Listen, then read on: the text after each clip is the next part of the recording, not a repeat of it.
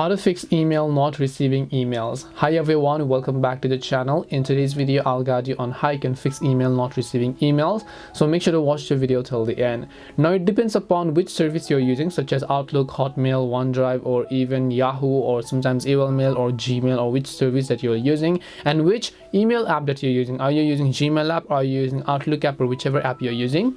The very first reason why this happens is, let's say you're using Outlook app. You can repeat the same process for Gmail as well. Just long press on it, then just tap the I button next to your mailing application, and then you want to go to storage, clear cache, and also make sure to clear the data.